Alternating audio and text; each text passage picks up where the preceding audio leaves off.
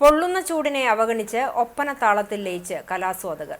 മൈലാഞ്ചി മൊഞ്ചോടെ അരങ്ങിലെത്തിയ മണവാട്ടിമാരും തോഴികളും സദസ്യരുടെ മനനിറച്ചു.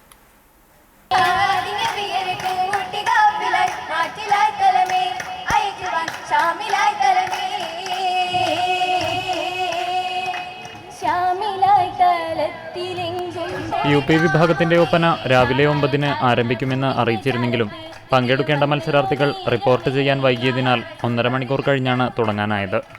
കടുത്ത ചൂടാണെങ്കിലും തിങ്ങി നിറഞ്ഞ സദസ്സിലെ ആർക്കും വേദി വിട്ടുപോകാൻ മനസ്സുണ്ടായിരുന്നില്ല.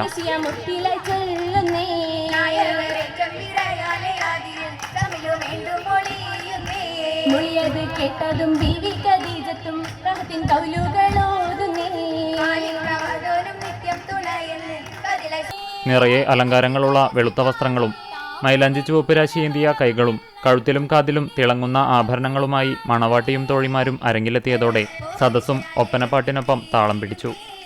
കൈകൊട്ടിന്റെ മാത്രം താളത്തിൽ മാപ്പിളപ്പാട്ടുകളുടെ ഈണത്തിൽ വട്ടമിട്ട് താളത്തിൽ ചുവടുവെച്ച് കണ്ണിറുക്കിയും ചിരിച്ചും കുരുന്നുകൾ നിറഞ്ഞാടി. മത്സരം അവസാനിക്കുമ്പോൾ നിറഞ്ഞ കയ്യടികളോടെയാണ് ഓരോ ടീമും വേദി വിട്ടത്. തുടക്കത്തിൽ നേരിയ താളപ്പിഴകളുണ്ടായെങ്കിലും എല്ലാ പ്രായക്കാരെയും ഒരേപോലെ ആകർഷിച്ച പ്രകടനങ്ങൾ കലോത്സവത്തിന്റെ തിളക്കം കൂട്ടി. 8 ടീമുകൾ പങ്കെടുത്ത UP വിഭാഗം ഒപ്പനയിൽ തിരുവത്ര കുമാർ AUP സ്കൂളിനാണ് 1ാം സ്ഥാനം.